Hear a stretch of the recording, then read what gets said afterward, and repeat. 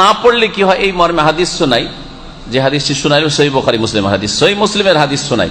আব্দুল্লাহ বিন উমর রাদিয়াল্লাহু তাআলা আনহুমা আর আবু হুরায়রা, দুই সাহাবী বর্ণনা করছেন, আন্নাহুমা সামিয়া রাসূলুল্লাহ সাল্লাল্লাহু আলাইহি ওয়াসাল্লাম ইয়াকুল, নবী সাল্লাল্লাহু আলাইহি ওয়াসাল্লামকে তারা বলতে শুনেছেন, আলা আওয়াদে মিম্বারিহি, রাসূলুল্লাহ সাল্লাল্লাহু আলাইহি ওয়াসাল্লাম মদিনায় জুমা শুরু হওয়ার কিছুদিন পরে প্রথম এমনিতে খুতবা দিতেন। তার আপনার ওই একটা খেজুরের কাণ্ড ছিল, দাঁড় করা ছিল, সেটাতে ভর দিয়ে বা হাত দিয়ে নিচেই দাঁড়িয়ে, তারপরে লকড়ি দিয়ে তার জন্য মেম্বার তৈরি করা হইল। মেম্বারের উপরে দাঁড়িয়ে রাসূলুল্লাহ সাল্লাল্লাহু আলাইহি ওয়াসাল্লাম জুমার খুতবায় বলেছিলেন একবার, লা ইয়ানতাহিয়ান্না আকওয়ামুন আন ওয়াদইহিমুল জুমআহ, অবশ্যই অবশ্যই যেন এক শ্রেণীর লোকেরা যারা জুমা সম্পর্কে অবহেলা করে, গাফিলতি করে, তারা যেন সাবধান হয়ে যায়, সতর্ক হয়ে যায় জুমা ছাড়া হতে, আন ওয়াদইহিমুল জুমআতি আওলা ইয়াখতিমান্নাল্লাহু আলা কুলুবিহিম, আর না হলে আল্লাহ তাদের দিলে অন্তরে মোহর মেরে দেবেন।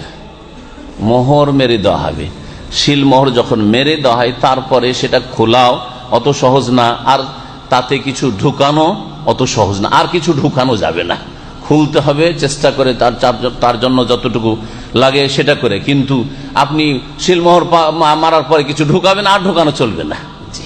সুতরাং যখন মোহর মেরে দেওয়া হবে তখন আর কোনো ভালো কথা ইসলামের ওই জুমা ছাড়া ব্যক্তির অন্তরে ঢুকবে না। সুতরাং এইরকম লোকের নসিব আর ভালো হবে না, কোনোদিন হেদায়েত পাবে না, ওই মুনাফিক হয়ে, কপট হয়ে বা কুফরের অবস্থায় মারা যাবে। যে জুমা ছাড়ে তার ভবিষ্যৎ একেবারে অন্ধকার, কুফরের অবস্থায় মারা যাবে। হয় একেবারে মুরতাদ, ইসলাম থেকে বেরিয়ে গিয়ে সে ঘোষণাই করেছে মুরতাদ হয়ে মারা যাবে, আর না হলে মুসলিম সমাজের যারা মুনাফিক কপট আছে, অন্তরের মুনাফিক, একবার ইমানের মুনাফিক, বিশ্বাসের মুনাফিক, ওই রকম মুনাফিক হয়ে মারা যাবে, ইসলাম থেকে বহিষ্কৃত হয়ে মারা যাবে। নবী সাল্লাল্লাহু আলাইহি ওয়াসাল্লাম বলছেন, আওলা ইয়াখতিমান্নাল্লাহু আলা কুলুবিহিম সুম্মা লা ইয়াকুনান্না মিনাল গাফিল, যেহেতু খতম মোহর লাগিয়ে দেওয়া হয়েছে, সুতরাং এই যারা জুমা ছাড়া ব্যক্তি তারা গাফিলদের অন্তর্ভুক্ত হয়ে যাবে, দিন ইসলাম থেকে, আল্লাহ থেকে, আখিরাত থেকে উদাসীন তারা হয়ে যাবে। আর একটি হাদিস শোনাই, যে হাদিসটি আবু দাউদে আছে, মুসনাদ আহমদে আছে। নবী করিম সাল্লাল্লাহু আলাইহি ওয়াসাল্লাম বলেছেন, মান তারাকা সালাসা জুমাইন, কেউ যদি 3 জুমা ছাড়ে, অন্য হাদিসে রয়েছে মুতাওয়ালিয়াতিন, পরস্পর, তাহাওয়ানান বিহা, কিভাবে ছাড়ে, তার ব্যাধির কারণে নয়, তার অন্য কোন শরীয়তি ওজরের কারণে নয়, তাহাওয়ানান, অবহেলা করে, এই যাচ্ছি, উঠছি, গোসল করছি, এই যাব করতে করতে জুমা ছুটে গেল, জুমা শেষ হয়ে গেল।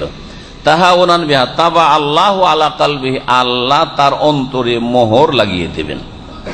হাদিসটি আল্লামা আলবানী সহিহ বলেছেন। আর একটি হাদিস শোনেন এই মর্মে, নবী করিম সাল্লাল্লাহু আলাইহি সাল্লাম কি বলেছেন, বলছেন, মান তারাকা সালাসা জুমাতিন, কেউ যদি 3 জুমা পর পর ছাড়ে, মিন গায়রি ওজরিন, বিনা কোনো শরীয়তি ওজরে, কুতিবা মিনাল মুনাফিকিন, তাহলে তাকে মুনাফিকদের লিস্টে লিখে দেওয়া হবে।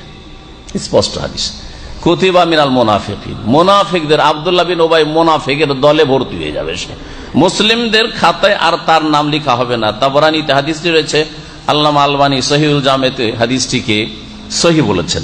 তাহলে জুমার গুরুত্ব সম্পর্কে জানলেন যে কখনো জুমা ছাড়বেন না, কিন্তু জুমা দিয়ে শুধু নাজাত পাওয়া যাবে না, জুমা ছেড়ে দিয়ে নাজাত পাওয়া যাবে না। 5 ওয়াক্ত নামাজ পড়ছেন, 5 ওয়াক্ত নামাজ পড়েন, কিন্তু জুমার সময় শুয়ে জুমা ছেড়ে দিলেন, তাহলে কাবিরা গুনাহ, এর জন্য আপনাকে আল্লাহর আযাব পেতে হবে, নাজাত পাওয়া যাবে না। কিন্তু মনে করবেন যে আমি জুমা ছাড়ি না, বাকি মাঝে মাঝে ফরজ নামাজ ছুটে, তাতেও কোনোদিন নাজাত পাওয়া যাবে না। যেমন জুমার হেফাজত করবেন, তেমনি ফরজ নামাজের হেফাজত করবেন। আল্লাহ পাক যেন তৌফিক দান করেন।